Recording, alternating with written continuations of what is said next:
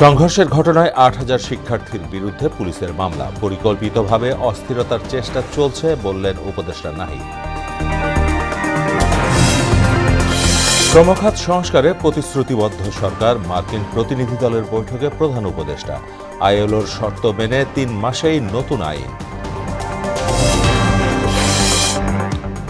নতুন বিনিয়োগ না হলে অর্থনৈতিক মন্দার শঙ্কা পরিকল্পনা উপদেষ্টার। ৫,৯০০ কোটি টাকার ৫টি প্রকল্প একটিকে অনুমোদন। এবং নির্বাচনের নির্দিষ্ট দিনক্ষণ বলার সময় আসেনি বললেন কমিশনার সানাউল্লাহ। ভোটের আগে প্রয়োজনীয় সংস্কারের তাগিদ।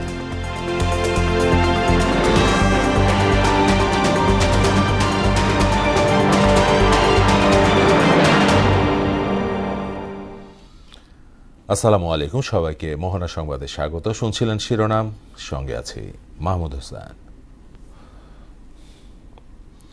এবার বিস্তারিত। ভুল চিকিৎসায় সহপাঠী মৃত্যুর জেরে সোমবার দিনভর সংঘর্ষে জড়িয়েছে ৩ কলেজের শিক্ষার্থীরা। এতে রণক্ষেত্রের রূপ নেয় যাত্রাবাড়ি। মাহবুবুর রহমান মোল্লা কলেজ হামলা ও ভাঙচুর চালিয়েছে কবি নজরুল সরকারি কলেজ এবং সোহরাওয়ার্দী কলেজের বিক্ষুব্ধ শিক্ষার্থীরা। পাল্টা প্রতিরোধ গড়ে মোল্লা কলেজের শিক্ষার্থীরা। পরে পুলিশ ও সেনাবাহিনীর হস্তক্ষেপে পরিস্থিতি শান্ত হয়। এ ঘটনায় প্রায় ৮০০ জনের নামে মামলা করে পুলিশ। আজমির ইসলামের সহযোগিতায় আরও জানাচ্ছেন মুনতাসির মামুন। সোমবার দুপুর ১২টা থেকে মাহবুবুর রহমান মোল্লা কলেজে হামলা চালায় শহীদ সোহরাওয়ার্দী কলেজ ও কবি নজরুল কলেজের শত শত শিক্ষার্থীরা। প্রতিষ্ঠানটি মেইন গেট সহ ভেতরে বিভিন্ন কক্ষে ভাঙচুর চালানো হয়। এরপর প্রতিরোধ করে মোল্লা কলেজের শিক্ষার্থীরা দফায় দফায় ধাওয়া পাল্টা ধাওয়া আর সংঘর্ষে জড়ায় দুপক্ষ। এতে ৩ কলেজে অর্ধশতাধিক শিক্ষার্থী আহত হন। আমরা জানাই রাখছি, কালকে রাত্রে থেকে সকালে বারংবার ফোন দিছি, কিন্তু ২-৩টা পুলিশের গাড়ি 10টার দিকে চলে আসছে। সেই 2-3টা গাড়িতে কাছাকাছি ছিল না, দূরে ছিল, এবং তারাও ভয় পায় এই বিষয়গুলা। এই জন্য ওই ধরনের আর্মি বা র্যাব বা ওই ধরনের কোনো ছিল না এখানে। সংঘর্ষের সূত্রপাত হয় ঢাকা ন্যাশনাল মেডিকেল ইনস্টিটিউট হাসপাতাল ডক্টর মাহবুবুর রহমান কলেজের এক শিক্ষার্থীর মৃত্যুকে কেন্দ্র করে। চিকিৎসায় গাফিলতির অভিযোগ ওঠে। রবিবার দুপুরে বিভিন্ন কলেজের শিক্ষার্থীরা ন্যাশনাল মেডিকেল ইনস্টিটিউট হাসপাতাল ঘেরাও করেন। এক পর্যায়ে এই বিক্ষোভ সংঘর্ষের রূপ নেয়। হাসপাতাল ছাড়াও সোহরাওয়ার্দী ও কবি নজরুল কলেজের ভাঙচুর চালানো হয়। আমি সকলের প্রতি আহ্বান করব, সকল শিক্ষা প্রতিষ্ঠানে যারা গভর্নিং বডি আছেন, প্রিন্সিপাল আছেন, শিক্ষক আছেন, গার্ডিয়ান আছেন, সবার প্রতি আমার আকুল নিবেদন যে আপনারা আপনাদের ছাত্রদের, যারা আপনাদের ছেলে মেয়ে, তাদেরকে বাসায় রাখুন। আলোচনার মাধ্যমে সমাধান হবে। আমরা যথাযথ কর্তৃপক্ষের সাথে এটা আলোচনা করব কিভাবে এই জাতীয় সমস্যা ভবিষ্যতে না হয়, সেই জন্য সবাইকে সতর্ক থাকতে হবে। সংঘর্ষের প্রথম 2 ঘন্টায় আইন শৃঙ্খলা বাহিনী তৎপরতা না থাকলেও পরে পুলিশ ও সেনাবাহিনী মোতায়েন করা হয়। গতকাল রাত থেকে এনএসআই, ডিজিএফআই, এসবি থেকে শুরু করে পুলিশের ঊর্ধ্বতন কর্মকর্তা, আশেপাশে ডেমরা থানা, যাত্রাবাড়ি থানা, সূত্রাপুর থানায়, সকল থানায় সহযোগিতা চেয়েও আমরা কোনো সহযোগিতা পাইনি। মুনতাসির মামুন, মোহনা সংবাদ, ঢাকা। দেশে পরিকল্পিতভাবে অস্থিরতার সৃষ্টির চেষ্টা চলছে বলে মন্তব্য করেছেন তথ্য ও সম্প্রচার উপদেষ্টা নাহিদ ইসলাম। আর যুব ও ক্রীড়া উপদেষ্টা আসিফ মাহমুদ সজীব ভুইয়া বলেন, যাত্রাবাড়ির ঘটনায় কারা জড়িত সে বিষয়ে তদন্ত করা হবে। সোমবার সন্ধ্যায় ফরেন সার্ভিস একাডেমিতে এক সংবাদ সম্মেলনে এসব কথা বলেন তারা। জানান, পত্রিকা অফিসে হামলা গ্রহণযোগ্য নয়। বিস্তারিত মাহবুব হাসান রিপনের আরেকটি রিপোর্টে। মাহবুবুর রহমান মোল্লা, কবি নজরুল এবং সোহরাওয়ার্দী কলেজের শিক্ষার্থীদের ধাওয়া পাল্টা ধাওয়া আর সংঘর্ষের ঘটনায় সোমবার সারাদিন উত্তাল ছিল যাত্রাবাড়ি। এছাড়া প্রথম আলো পত্রিকার অফিসে হুমকির ঘটনাতেও চোখ ছিল সবার। ফরেন সার্ভিস একাডেমিতে প্রধান উপদেষ্টার প্রেস উইং আয়োজিত সংবাদ সম্মেলনে উঠে আসে এসব বিষয়। তথ্য ও সম্প্রচার উপদেষ্টা নাহিদ ইসলাম বলেন, এসব অস্থিরতার পেছনে ষড়যন্ত্র থাকতে পারে। এতগুলো ঘটনা কাকতালীয় হতে পারে না। একদিনে এতগুলো ঘটনা, এটা তো আর কাকতালীয় না। তো আমরা এটা অবশ্যই এটা মনে করছি নানা পক্ষের এখানে পরিকল্পনা আছে এবং সরকার সফলভাবে প্রশাসনিক কার্যক্রম করুক, এইটা তো আসলে অনেকেই হয়তো চাচ্ছে না। এবং আমাদের যে বিগত ফ্যাসিস্ট সরকার, তারা তো নানাভাবে অপপ্রচার চালিয়ে যাচ্ছে। আর যুব ও ক্রীড়া উপদেষ্টা আসিফ মাহমুদ বলেন, আগামীতে এ ধরনের ঘটনা আর সহ্য করা হবে না। হামলার প্রত্যুত্তরে হামলা, এই ঘটনাগুলোর মধ্যে কারা কারা জড়িত, ভাঙচুর সহ হতাহতের বিষয়গুলোতে অবশ্যই আইনগতভাবে ব্যবস্থা নেওয়ার প্রক্রিয়া চলমান আছে। এই ধরনের ঘটনাকে আর কোনোভাবেই টলারেট করা হবে না। সাম্প্রতিক পত্রিকা অফিসে হামলা ও ভাঙচুরের ঘটনায় উপদেষ্টারা বলেন, বন্ধের জন্য চাপ প্রয়োগ সমর্থন করে না সরকার। কোনো পত্রিকা অফিসে ভাঙচুর করা, সেটা পত্রিকা বন্ধের জন্য চাপ প্রয়োগ করা, সেটা আমরা সমর্থন করি না। মাহবুব হাসান রিপন, মোহনা সংবাদ, ঢাকা। ঢাকা মহানগর এলাকায় ব্যাটারি চালিত রিকশা চলাচল বন্ধে হাইকোর্টের আদেশের ওপর 1 মাসের জন্য স্থিতাবস্থা দিয়েছেন চেম্বার আদালত। ফলে ব্যাটারি চালিত রিকশা চলাচলে আপাতত কোনো বাধা নেই বলে জানিয়েছেন আইনজীবীরা। সোমবার আপিল বিভাগের চেম্বার বিচারপতি মোহাম্মদ রেজাউল হকের আদালত এ আদেশ দেন। আরও জানাচ্ছেন মুদাসসির আলী। 19 নভেম্বর ঢাকার সড়কে ব্যাটারি চালিত অটোরিকশা চলাচলে বন্ধে 3 দিনের মধ্যে পদক্ষেপ নেওয়ার নির্দেশ দেয় আদালত। এর প্রেক্ষিতে রাজধানীর বিভিন্ন জায়গায় ব্যাপক বিক্ষোভ করে অটোরিকশা চালকরা। এ নিয়ে সোমবার হাইকোর্টের আদেশের বিরুদ্ধে আবেদন করে রাষ্ট্রপক্ষ। রিট আবেদন ও শুনানি বসে হাইকোর্টের আপিল বিভাগের চেম্বার আদালত। হাইকোর্টের আদেশের ওপর 1 মাসের জন্য স্থিতাবস্থা দিয়েছেন চেম্বার আদালত। ফলে ব্যাটারি চালিত রিকশা চলাচলে কোনো বাধা নেই বলে জানিয়েছেন উভয় পক্ষের আইনজীবীরা। সোমবার আপিল বিভাগের চেম্বার বিচারপতি মোহাম্মদ রেজাউল হকের আদালত এ আদেশ দেন। আজকে সরকার পক্ষ তারা চেম্বার বিচারপতির কোর্টে আপিল আবেদন করেন। মাননীয় চেম্বার বিচারপতি আজকে হাইকোর্টের আদেশের উপর স্থিতাবস্থা বজায়ের জন্য নির্দেশনা দিয়েছেন। রিট আবেদনকারীর পক্ষে শুনানি করেন এইচএম সানজিদ সিদ্দিকী। তিনি জানান, বহু মানুষের কর্মসংস্থানের কথা বিবেচনায় এই আদেশ স্থগিত 1 মাসের জন্য। কয়েক লাখ লোক এই ব্যাটারি চালিত রিকশার এই পেশার সাথে জড়িত। এখন হঠাৎ করে একটি আদেশ হলে এই লোকগুলো তাদের পরিবারকে নিয়ে তারা কিভাবে জীবিকা নির্বাহ করবে, এই একটি কনসার্ন আদালতের ছিল। মাননীয় চেম্বার বিচারপতি উনি আদেশটি স্থগিত করেননি, উনি স্থিতাবস্থা বজায় রেখেছেন, যেটির মানে হচ্ছে যারা এখন বিদ্যমান ঢাকায় ব্যাটারি চালিত রিকশা চালাচ্ছেন বা চলছে, এই রিকশাগুলো চলাচলে কোনো বাধা নেই। ব্যাটারি চালিত অটোরিকশায় নেই কোনো কাগজপত্র নীতিমালা। এই 1 মাস সময়ের মধ্যে সুনির্দিষ্ট নীতিমালা বাস্তবায়ন করা যায় কিনা সে নিয়েও রয়েছে চিন্তাভাবনা।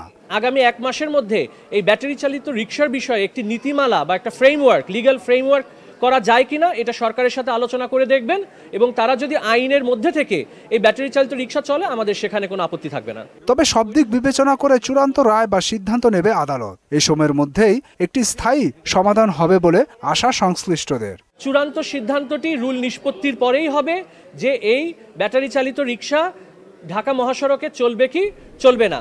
মুদাসসির আলী, মোহনা সংবাদ, ঢাকা। বিদেশি ক্রেতা আকৃষ্টে শ্রম খাত সংস্কারে প্রতিশ্রুতিবদ্ধ সরকার, এমনটা জানিয়েছেন প্রধান উপদেষ্টা ডক্টর মোহাম্মদ ইউনূস। বলেন, আন্তর্জাতিক শ্রম সংস্থা ও পশ্চিমা দেশগুলোর উদ্বেগ সমাধানে একজন বিশেষ দূত নিয়োগ দেওয়া হয়েছে। সোমবার দুপুরে যুক্তরাষ্ট্রের শ্রম বিষয়ক একটি প্রতিনিধি দল সৌজন্য সাক্ষাতে এলে এ কথা বলেন তিনি। এদিকে সচিবালয়ে শ্রম সচিব জানান, আইএলওর রোডম্যাপ অনুযায়ী আগামী 3 মাসের মধ্যে নতুন করে শ্রম আইন করা হবে। মাহবুব হাসান রিপনের রিপোর্ট। প্রধান উপদেষ্টা ডক্টর মোহাম্মদ ইউনূসের সঙ্গে সাক্ষাৎ করেন মার্কিন যুক্তরাষ্ট্রের আন্তর্জাতিক শ্রম বিষয়ক প্রতিনিধি কেলি এমফ্রে রদ্রিগেজ এবং মার্কিন শ্রম বিভাগের পক্ষে ডেপুটি আন্ডার সেক্রেটারি থিয়া লি। দেশীয় বাজারে বিদেশি ক্রেতা আকৃষ্ট করতে ব্যাপক শ্রম সংস্কারের কথা উল্লেখ করেন প্রধান উপদেষ্টা। জানান, শ্রম আইনকে বৈশ্বিক মানদণ্ডে উন্নীত করা হবে। এক্ষেত্রে একজন বিশেষ দূত নিয়োগ দেওয়া হয়েছে। বৈঠকের বিষয়ে গণমাধ্যমকে জানায় প্রধান উপদেষ্টার প্রেস উইং। এর আগে সচিবালয় শ্রম ও কর্মসংস্থান সচিবের সঙ্গে সাক্ষাৎ করেন মার্কিন প্রতিনিধি দলটি। ব্রিফিংয়ে শ্রম সচিব জানান, আগামী 3 মাসের মধ্যে আইএলও রোডম্যাপ অনুযায়ী একটি নতুন শ্রম আইন করা হবে। আমরা কিছু কমিট করে আসছি, তার মধ্যে সবচেয়ে বড় যে কমিটমেন্ট সেটি হলো যে নেক্সট জিবি মিটিং হবে মার্চে 2025-এর যে মার্চে, তার আগে আমরা লেবার অ্যাক্ট যেটা আছে সেই লেবার অ্যাক্টটা আমরা অ্যামেন্ড করব, যেটি আপনারা জানেন অন প্রসেসে আছে, এবং সেখানে এই 11 পয়েন্ট থেকে শুরু করে আইএলও রোড ম্যাপ এগুলো সবকিছুই সেখানে রিফ্লেকশন থাকবে। সচিব বলেন, নতুন শ্রম আইন বাস্তবায়ন হলে পোশাক শিল্পের রপ্তানি বাড়বে। এছাড়া বৈঠকে বাংলাদেশের পোশাক খাতে সব ধরনের সহায়তার আশ্বাসও দিয়েছে প্রতিনিধি দলটি। আজকের যে ডেলিগেশন, ইউএস ডেলিগেশন, তারা হাইলি অ্যাপ্রিশিয়েট করেছে। মাহবুব হাসান রিপন, মোহনা সংবাদ, ঢাকা। মিটিং করেছি। নতুন বিনিয়োগ না হলে অর্থনৈতিক মন্দার শঙ্কা জানিয়েছেন পরিকল্পনা উপদেষ্টা ওয়াহিদ উদ্দিন মাহমুদ। সোমবার বিকেলে একনেক পরবর্তী ব্রিফিংয়ে একথা জানান তিনি। একনেক সভায় ৫,৯১৫ কোটি টাকা ব্যয়ের ৫টি প্রকল্প অনুমোদন দেয়া হয়। এর মধ্যে সরকারি অর্থায়ন ১,০৯৫ কোটি ৯৪ লাখ টাকা, বৈদেশিক অর্থায়ন ৪,৭৮৭ কোটি ৫০ লাখ টাকা এবং সংস্থার নিজস্ব অর্থায়ন ৩২ কোটি ৫৫ লাখ টাকা। থাকে ভালো প্রকল্প হয়, বাস্তবায়ন দুর্নীতিমুক্ত হয়, এগুলোর দিকে দৃষ্টি ছিল। এখন এরপরে এই অর্থ বছরের শেষ পর্যন্ত আমরা চেষ্টা করব যেগুলোকে আমরা ছাড়পত্র দিয়েছি এগুলোকে ভালোভাবে যাতে যত দ্রুত পারা যায় বাস্তবায়ন করা। একদিকে বেসরকারি খাতেও নতুন বিনিয়োগ হচ্ছে না, অন্যদিকে সরকারি উন্নয়ন ব্যয়ও যদি না বাড়ে তাহলে তো একটা অর্থনৈতিক মন্দা অবস্থা তৈরি হবে। নির্বাচনের সুনির্দিষ্ট দিনক্ষণ বলার সময় এখনও আসেনি বলে জানিয়েছেন নির্বাচন কমিশনার অবসরপ্রাপ্ত ব্রিগেডিয়ার জেনারেল আবুল ফজল মোহাম্মদ সানাউল্লাহ।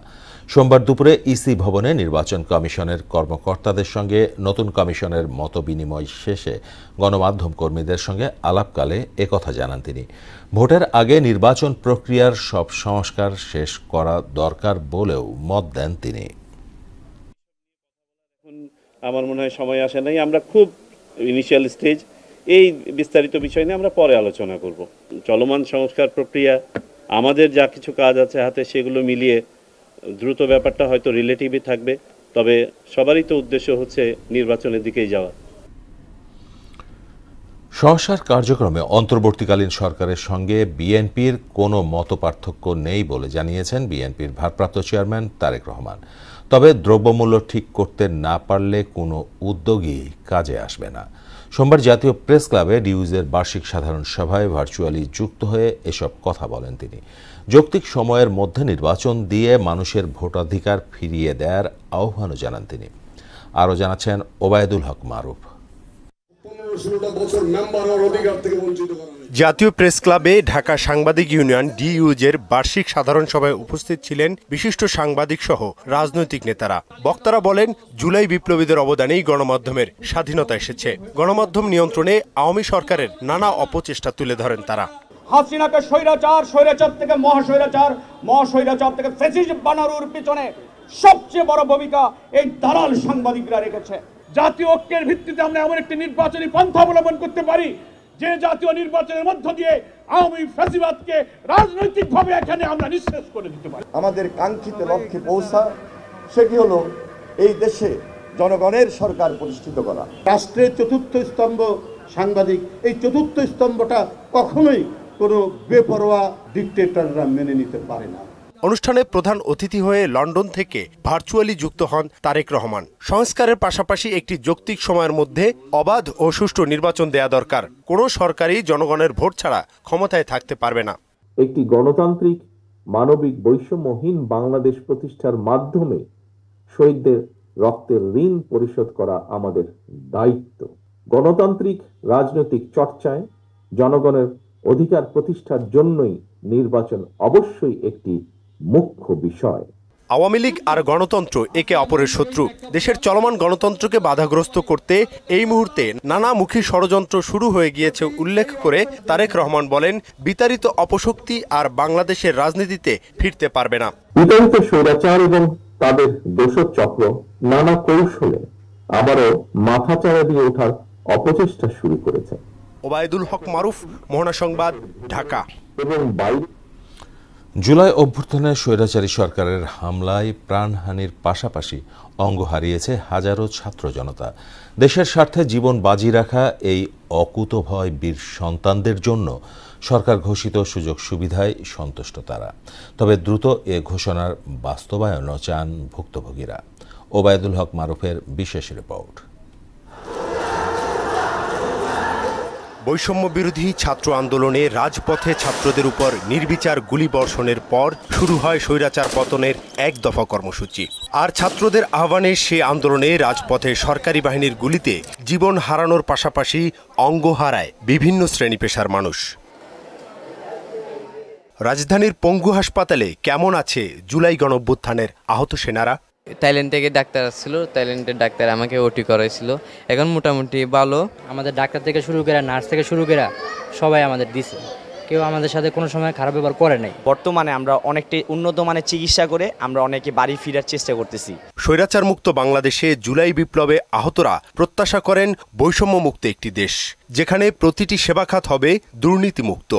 যারা আহত হয়েছে, যারা নিহত হয়েছে, এদের পরিবারের যাতে সাপোর্ট দেয় সরকারিভাবে, আমরা এটা আশা প্রত্যাশা করতেছি। গণহত্যাকারীদের কেমন দৃষ্টান্তমূলক শাস্তি দেওয়া হোক, যাতে তারা এমন কখনো না করে। আমার সাথে যা হয়েছে বা আমাদের সাথে যা হয়েছে সেটা তো আর ফেরত আসবে না, কিন্তু পরবর্তীতে হচ্ছে এরকম নৃশংস হত্যাকাণ্ড যাতে না হয়। আমাদের জন্য ডাক্তার নিয়ে আসছে ইউকে থেকে, ইংল্যান্ড থেকে ডাক্তার আসছিল, তো উনি আমার রগের অপারেশন করছে, পুরো পায়ে কাটা ছেঁড়া করে রগ লাগাইছে। চিকিৎসা সেবায় সন্তুষ্টি জানিয়ে সরকারের ঘোষিত সুবিধাদি দ্রুত বাস্তবায়নের দাবিও জানান তারা। জুলাই গণঅভ্যুত্থানে যারা নিজেদের দৃষ্টি এবং অঙ্গ দিয়ে স্বৈরাচারকে দেশ থেকে পালিয়ে যেতে বাধ্য করেছে, তাদের দাবি তাদের সুচিকিৎসা অব্যাহত রাখার পাশাপাশি তাদের পুনর্বাসন করতে হবে। একই সঙ্গে নতুন বাংলাদেশে আর যাতে কোনো ধরনের অন্যায়, অবিচার, ঘুষ, দুর্নীতি, রাহাজানি না থাকে, সে ব্যাপারে নতুন সরকারদেরও প্রতিজ্ঞাবদ্ধ হতে হবে। ওবায়দুল হক মারুফ, মোহনা সংবাদ, ঢাকা। সহপাঠীর মৃত্যুকে কেন্দ্র করে যাত্রাবাড়িতে 3 কলেজের শিক্ষার্থীদের সংঘর্ষের ঘটনায় আহতদের খোঁজ খবর নিয়েছেন বিএনপির স্বাস্থ্য বিষয়ক সম্পাদক ডাক্তার মোহাম্মদ রফিকুল ইসলাম। হাসপাতাল কর্তৃপক্ষের কাছে আহতদের নিরাপত্তা নিশ্চিত করার দাবি জানান তিনি। সোমবার বিকেলে ঘটনাস্থল পরিদর্শনের সময় রফিকুল ইসলাম বলেন, ডেঙ্গুতে শিক্ষার্থী অভিজিতের মৃত্যু ও পরবর্তী ঘটনার তদন্তে হাসপাতাল কর্তৃপক্ষ ও রোগীর স্বজনদের সমন্বয়ে কমিটিকে দ্রুত কাজ করতে হবে। দেশকে অস্থিতিশীল করার নানামুখী ষড়যন্ত্র চলছে উল্লেখ করে সবাইকে সজাগ থাকার আহ্বান জানান তিনি। সংস্কারের অংশ হিসেবে গণমাধ্যমে সাংবাদিকদের গণতান্ত্রিক ও ক্ষমতায়নের পথ খোঁজা হচ্ছে বলে জানিয়েছেন পিআইবির মহাপরিচালক ফারুক ওয়াসিফ। সোমবার সকালে রাজধানীর একটি হোটেলে জাতীয় পর্যায়ে সমতায় তারুণ্য প্রকল্পের উদ্বোধনী অনুষ্ঠানে এমন আশ্বাস দেন তিনি। আর বক্তারা বলেন, নারী ও তরুণদের সমতা ছাড়া টেকসই উন্নয়নের লক্ষ্য অর্জন সম্ভব না। মনিরুল ইসলামের রিপোর্ট। তরুণদের দক্ষতা উন্নয়নে প্রথমবারের মতো সমতাই তারুণ্য প্রকল্প হাতে নিয়েছে প্ল্যান ইন্টারন্যাশনাল ও জাগো ফাউন্ডেশন। এতে অংশ নেবেন 360 গণমাধ্যম কর্মীসহ বিভিন্ন শ্রেণী পেশার 13,500 তরুণ। উদ্বোধনী অনুষ্ঠানে অংশ নেন তরুণ সংগঠকরা। সমাজে সমতা বাস্তবায়নের নানান সীমাবদ্ধতা ও চ্যালেঞ্জের কথা তুলে ধরেন তারা। চাইলেই আমি 16 ডেজ অ্যাক্টিভিজমে একটা কনসার্ট আয়োজন করতে চাই মেয়েদের জন্য, কিন্তু আমি সেটা পারি না। একজন প্রতিবন্ধী মানুষ সে যেন আসলে পিছিয়ে না, আমাদেরকে সবাই বলে থাকে পিছিয়ে পড়া জনগোষ্ঠী, আমি মনে করি আসলে পিছিয়ে রাখা জনগোষ্ঠী। বক্তারা বলেন, সমতা নিশ্চিতে প্রথমেই দরকার সমাজের প্রচলিত ধারা ভেঙে দেয়া। সমাজে যে প্রচলিত ধারা আছে সেই ধারাগুলোকে ভেঙে নারীদের প্রতি ইতিবাচক দৃষ্টিভঙ্গি তৈরি করাটা একটা চ্যালেঞ্জ। আর পিআইবির মহাপরিচালক বলেন, রাজনৈতিক কর্তৃত্ববাদের কারণে পদে পদে সাংবাদিকতা বাধাগ্রস্ত হয়েছে। পত্রিকার যে গভর্নিং বডিগুলো, অথরিটিগুলো, যিনি পত্রিকার ফাইন্যান্স করেন, তাদের কারণে তারা তাদের মতো করে লিখতে, বলতে বা দেখাতে পারছে না। ওই মালিকানার জায়গাটা যদি পরিবর্তন না হয়, যেটা আমরা চেষ্টা করছি, সরকার চেষ্টা করছে মিডিয়া রিফর্মের মধ্য দিয়ে, যে আমরা ওই জায়গাটায় কিভাবে আমরা সাংবাদিকদের, সংবাদপত্রের ভেতরে সাংবাদিকদের ক্ষমতায়ন কিভাবে করা যায়, সেইখানে কিভাবে গণতন্ত্রায়ন করা যায়। সমমর্যাদা প্রতিষ্ঠায় পরিচয় ভুলে সমাজ থেকে বৈষম্য দূর করার আহ্বানও জানান মহাপরিচালক। ভিন্ন পরিচয়ের মানুষগুলোকে একসঙ্গে হাতে হাত ধরে মুক্তির লড়াইটা চালিয়ে যেতে পারি। মনিরুল ইসলাম, মোহনা সংবাদ, ঢাকা। বাংলাদেশকে আমার ঝালকাঠির কাঠালিয়া উপজেলার প্রায় 2 লাখ মানুষের স্বাস্থ্যসেবায় একমাত্র ভরসা উপজেলা স্বাস্থ্য কমপ্লেক্সটি, কিন্তু দুর্গম যাতায়াত ব্যবস্থা ও পরিবহন খরচ বেশি হওয়ায় গর্ভবতী মা ও শিশু এবং বৃদ্ধদের এ হাসপাতালে নিয়ে যাওয়া অনেকটা কষ্টসাধ্য। সেই সাথে রয়েছে ডাক্তার সংকটও। সব জেনে জেলা সিভিল সার্জন বলছেন, উপজেলা সদরে একটি স্বাস্থ্যকেন্দ্র স্থাপনের প্রস্তাব প্রক্রিয়াধীন রয়েছে। রুহুল আমিনের প্রতিবেদন, জানাচ্ছেন বুশরাত জাহান।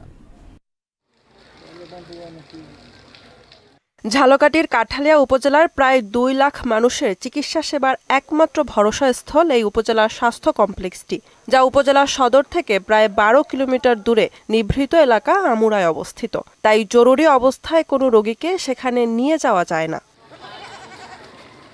হাসপাতালটিতে 2টি অ্যাম্বুলেন্সের ব্যবস্থা থাকলেও একটি প্রায় অকেজো থাকে, ফলে রোগী বহনে বাড়তি টাকা গুনতে হয়। তাই উপজেলা সদরে একটি স্বাস্থ্য কমপ্লেক্স স্থাপনের দাবি জানিয়েছে স্থানীয়রা। পশ্চিম অংশের যে লোকজন আছে এরাই এখানকার এই যে স্বাস্থ্যকেন্দ্রের সুফল ভোগ করতে পারে না। যদি কাঠালিয়া উপজেলা সদরে একটি স্বাস্থ্য কেন্দ্র নির্মাণ করা হয় তাহলে এখানকার সকল মানুষজন খুবই সুবিধা পাবে এবং তারা স্বাস্থ্য সেবা নিতে পারবে। আমাদের চিকিৎসা ঠিক মতো হইতে আছে না, আরো ডাক্তারের দরকার। 16টি পদের মধ্যে কর্মরত আছেন মাত্র 5 জন চিকিৎসক। প্রয়োজনীয় লোকবলের সংকটের কথাও তুলে ধরেন এই স্বাস্থ্য কর্মকর্তা। মাত্র 5 জন চিকিৎসক চিকিৎসা সেবা চালিয়ে নিচ্ছি, বাকি আমার 11টি পোস্ট এই মুহূর্তে খালি আছে। যন্ত্রপাতির অভাব আছে, যে কারণে আমি কিছু প্যাথোলজি সেবা দিতে পারতেছি, কিন্তু সম্পূর্ণটি দিতে পারতেছি না। সব জেনে জেলা সিভিল সার্জন বলেন, উপজেলা সদরে আরেকটি স্বাস্থ্য কেন্দ্র স্থাপনের প্রস্তাব প্রক্রিয়াধীন রয়েছে। কাঠালিয়ার সমস্ত জনগণ ওই হাসপাতালে সেবা নেওয়ার মতো সুযোগ তাদের হয় না, কারণ অনেক দূরে হয়ে যায়। যে জন্য আমরা উপজেলা সদরে 20,000 একটা হাসপাতালের চেষ্টা করতেছি, এটা আমাদের প্রসেসে আছে। রোগীদের ভোগান্তির কথা চিন্তা করে হাসপাতালটিতে দ্রুত চিকিৎসক ও ঔষধ সরবরাহ করবে, এমন প্রত্যাশা সবার। বুশরাত জাহান, মোহনা সংবাদ। মৌসুম শুরুর পর থেকেই জয়পুরহাটে বীজ, আলু ও সারের সংকট দেখা দিয়েছে। নির্ধারিত দামের চেয়ে অতিরিক্ত টাকায়ও বীজ সংগ্রহ করতে পারছেন না কৃষকরা। প্রশাসনের পক্ষ থেকে ডিলার ও খুচরা ব্যবসায়ীদের নিয়ে দফায় দফায় সভা করেও দাম নিয়ন্ত্রণ করা যাচ্ছে না। কৃষি বিভাগের দাবি, সংকট নয়, অসাধু ব্যবসায়ীদের কারসাজির কারণেই আলু বীজের সংকট দেখা দিয়েছে। আক্তার হোসেন বকুল ও মিলন রায়হানের প্রতিবেদন, জানাচ্ছেন আফরিন পপি। মুন্সিগঞ্জের পর আলু উৎপাদনে দেশের দ্বিতীয় বৃহত্তম জেলা জয়পুরহাট। এখানকার উৎপাদিত আলু স্থানীয় চাহিদা মিটিয়ে সারা দেশে সরবরাহ করা হয়। পাশাপাশি জেলার 19টি হিমাগারে সংরক্ষণ করা হয় খাবার ও বীজ আলু। ভালো দামের আশায় আগাম জাতের আলু চাষে স্বপ্ন বুনছেন কৃষকেরা। মাঠে মাঠে এখন আলু বীজ বপনে ব্যস্ত হয়ে পড়েছেন স্থানীয় চাষিরা। বর্তমানে আলু বাজার ঊর্ধ্বগতির কারণে এবার নতুন করে সিদ্ধান্ত নিলাম যে আলু গতবারে যা লাগাইছিলাম তার চেয়ে 3 গুণ বেশি লাগাচ্ছি। এবারে 5 থেকে আমি আলু লাগাচ্ছি। আলুর ফলন আশা করি আশানুরূপ হবে। এই জমিতে ধান লাগাচ্ছি, লাগার পর কাটে এই জমিতে আলু লাগাবো। কৃষকরা বলছেন, গত বছরের তুলনায় এবার বীজের দাম বেড়েছে। এর সাথে সার, কীটনাশক সহ শ্রমিকের মজুরিও। আমরা ধান কাটি, ধান কাটার পর আলু লাগাই এবং সরিষা, গম এগুলো সব কিছু লাগাই। এই সময়ে মজুরি কিষানের দাম বেশি হয়। কৃষকরা আলু, সরিষা জমি লাগার জন্য আমাদের টিলার, পাওয়ার টিলার দিন রাত চলে, 2টা করে ড্রাইভার লাগে, আবার আপনার মনে রেডি করা লাগে জমি চাষের জন্য। এবার বিএডিসি, ব্রাক, এসিআই কোম্পানির বীজ আলুর চাহিদা বেশি। এছাড়া অন্যান্য বীজের দাম ও চাহিদা কম থাকলেও বিক্রি হচ্ছে বেশি দামে। এই মাঠে ধান কাটার পর এই জমিগুলা সব পড়েছিল, পড়ে থাকার পর এখন কেউ আবাদ টাবাদ করেছিল না। এখন বীজের দাম বেশি জন্য সবাই আবাদ করতেছে। আলুর বীজ ও সার নিয়ে অনিয়মের কোনো অভিযোগ পেলে ব্যবস্থা নেওয়া হচ্ছে বলে জানান এই কর্মকর্তা। সার নভেম্বর মাসে সার কেবল উঠছে, এটা কেবল উঠা শুরু হচ্ছে, যার জন্য সারের কোনো সমস্যা নেই, সার চলে আসবে। মনিটরিং করছি, যেখানে আমরা অভিযোগ পাচ্ছি সেখানে যাচ্ছে, মোবাইল কোর্ট হচ্ছে। বীজ ও সার নিয়ে অসাধু ব্যবসায়ীদের সিন্ডিকেট ভেঙে উৎপাদন খরচ না কমালে বাজার থেকে বেশি দামে আলু কিনতে হবে, এমন আশঙ্কা এই জনপ্রতিনিধির। পাঁচবি থানার মধ্যে সবচেয়ে বেশি আলু উৎপাদিত হয়। ইতিমধ্যে আমার ইউনিয়নে প্রায় সমস্ত মাঠ আলু রোপণে ভরে গেছে। এবার অতিরিক্ত আলু রোপণের কারণে বীজের কিছুটা সংকট এবং সেই সঙ্গে সারেরও কিছুটা ক্রাইসিস শেষ মুহূর্তে এসে মনে হচ্ছে। চলতি মৌসুমে জেলায় ৪৪,০০০ হেক্টর জমিতে আলু চাষের লক্ষ্যমাত্রা ধরা হয়েছে। এর বিপরীতে বীজের চাহিদা রয়েছে প্রায় ৬০,০০০ মেট্রিক টন। আফরিন পপি, মোহনা সংবাদ। দেশের বাইরের খবর। সাবেক প্রধানমন্ত্রী ও পিটিআই এর প্রতিষ্ঠাতা ইমরান খানের মুক্তির দাবিতে বিক্ষোভে উত্তাল পাকিস্তান। সোমবার দলের সমর্থকরা দেশের বিভিন্ন অঞ্চল থেকে রাজধানী ইসলামাবাদে জড়ো হওয়ার চেষ্টা করলে পুলিশের সঙ্গে ব্যাপক সংঘর্ষ হয়। এ সময় অন্তত ৪,০০০ পিটিআই সমর্থককে গ্রেপ্তার করে পুলিশ। ইশতিয়াক হোসেনের ডেস্ক রিপোর্ট। সাবেক প্রধানমন্ত্রী ইমরান খানের রাজনৈতিক দল তেহরিক ইনসাফের ডাকা বিক্ষোভ সমাবেশকে কেন্দ্র করে চরম উত্তেজনা বিরাজ করছে পাকিস্তানে। রোববার বিভিন্ন অঞ্চল থেকে রাজধানী ইসলামাবাদের দিকে যাত্রা শুরু করে দলটির নেতাকর্মীরা। তবে পদে পদে সরকারি বাধার মুখে পড়তে হয় তাদের। খাইবার পাখতুনখোয়ার মুখ্যমন্ত্রী ও পিটিআই নেতা আলী আমিন গান্দাপুরের নেতৃত্বে নেতাকর্মীদের গাড়িবহরে যুক্ত হন ইমরান খানের স্ত্রী বুশরা বিবিও। বিক্ষোভকারীদের ছত্রভঙ্গ করতে কাঁদানি গ্যাস ছোড়ে পুলিশ। এই সময় অন্তত ৪,০০০ সমর্থককে গ্রেপ্তার করে আইনশৃঙ্খলা বাহিনী। ইমরানের সমর্থকরা বলেন, নির্বাচনে জালিয়াতি করে ক্ষমতায় এসেছেন শেহবাজ সরকার।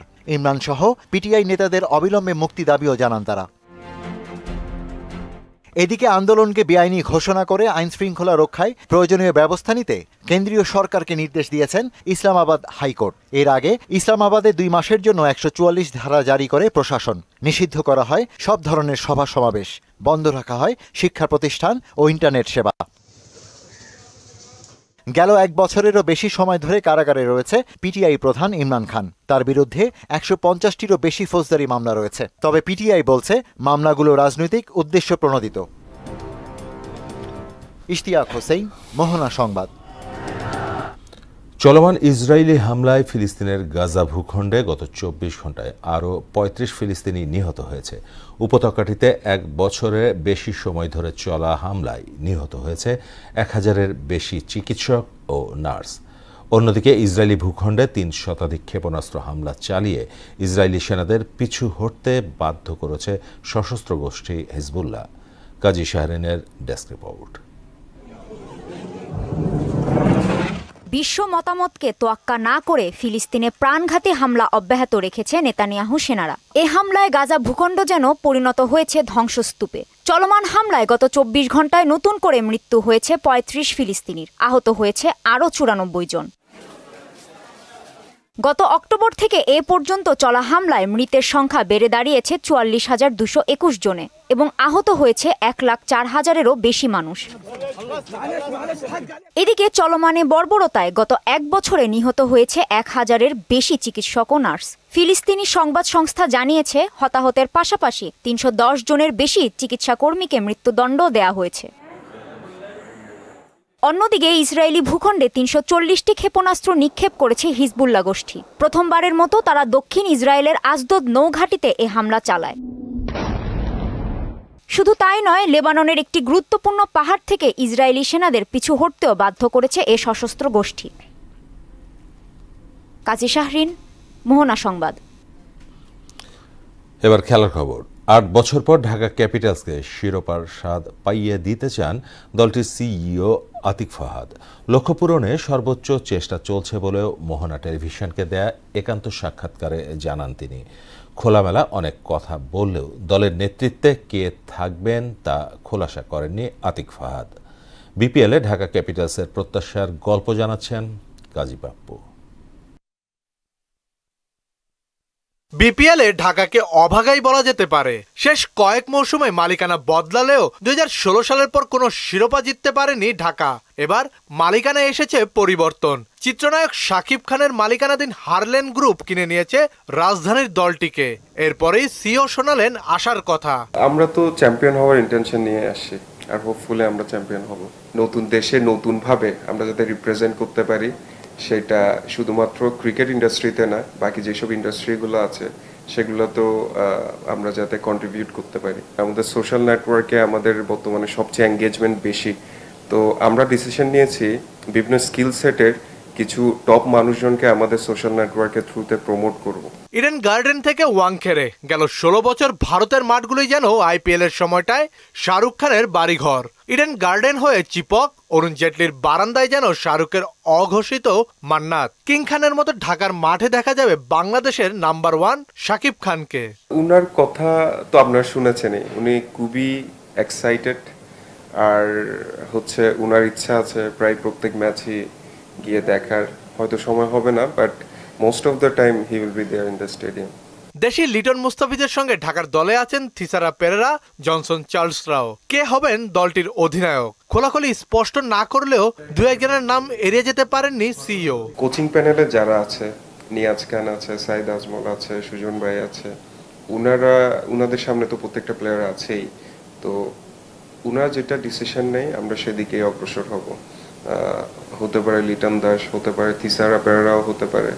আমার কাছে মনে হয় প্রত্যেকেই নিজ নিজ জায়গা থেকে যথেষ্ট ক্যাপেবল। শুধু দেশের ভেতর নয়, বাইরেও দল কেনার পরিকল্পনার কথা জানালেন ঢাকা ক্যাপিটালসের সিইও। ক্রিকেট ইন্ডাস্ট্রির গ্রোথটা যাতে এনশিওর হয়। কাজী পাপ্পু, মোহনা সংবাদ, ঢাকা। পাড়ার ক্রিকেট তো নয়, কোনো দেশের ঘরোয়া প্রতিযোগিতাও নয়। রীতিমতো আন্তর্জাতিক ক্রিকেট ম্যাচে একটি দল মাত্র 7 রানে অল আউট হয়ে গেছে। অবিশ্বাস্য এ ঘটনা ঘটেছে নাইজেরিয়া আইভরি কোস্ট ম্যাচে। 2026 টি-20 বিশ্বকাপের আফ্রিকান অঞ্চলের বাছাইয়ের ম্যাচে আগে ব্যাট করতে নেমে টি-20-র ইতিহাসে 8ম সর্বোচ্চ 271 রান সংগ্রহ করে নাইজেরিয়া। জবাবে মাত্র 7 রানে অল আউট হয় আইভরি কোস্ট। এতে নাইজেরিয়ার জয় পায় 264 রানে। আন্তর্জাতিক টি-20-তে এটি সর্বনিম্ন স্কোর। ভেঙে গেছে 2 মাস আগে সিঙ্গাপুরের বিপক্ষে মঙ্গোলিয়ার 10 রানে অল আউট হওয়ার বিশ্ব রেকর্ড। শেষ করব মোহনা সংবাদ, যাবার আগে শিরোনামগুলো আরও একবার।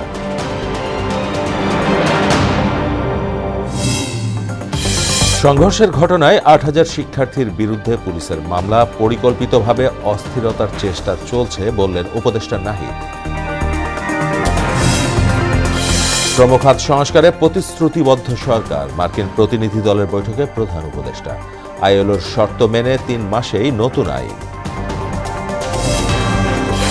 নতুন বিনিয়োগ না হলে অর্থনৈতিক মন্দার শঙ্কা, পরিকল্পনা উপদেষ্টা।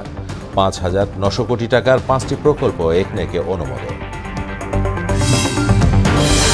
এবং নির্বাচনের নির্দিষ্ট দিনক্ষণ বলার সময় আসেনি বললেন কমিশনার সানাউল্লাহ। ভোটের আগে প্রয়োজনীয় সংস্কারের তাগিদ।